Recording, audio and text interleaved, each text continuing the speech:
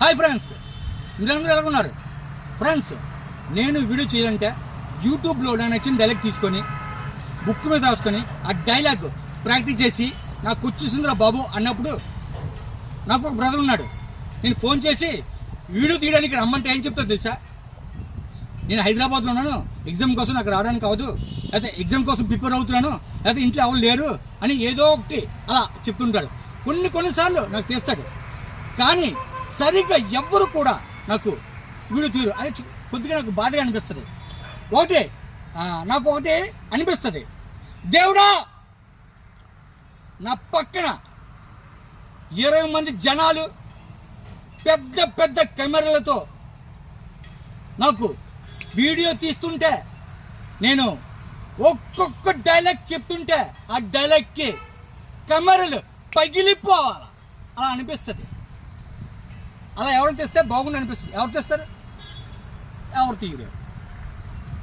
Friends, నేను కొన్ని డైలాగులు మీకు చెప్తాను. ఫ్రెండ్స్, మీరు ఆ డైలాగ్స్ చూడండి ప్లీజ్.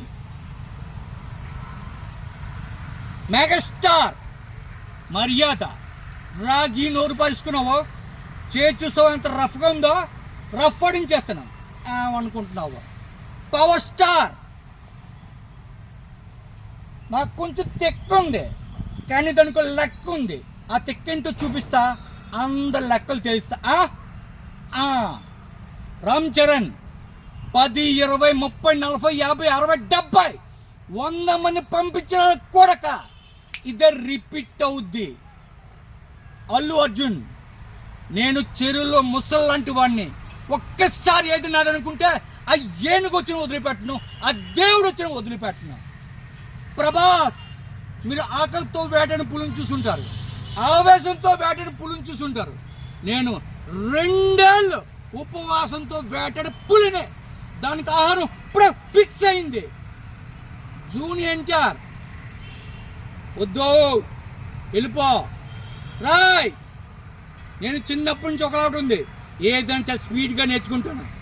మంచి చూపి నేర్చుకుంటాను, తప్పు చూపి సర్దిద్దుకుంటాను. చావు, నాకు చావు చూపించొద్దు.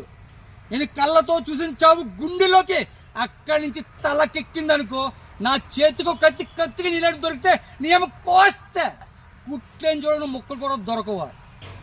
బాలయ్య బాబు, సౌండ్ చేయకు, కంఠం కోసేస్తా.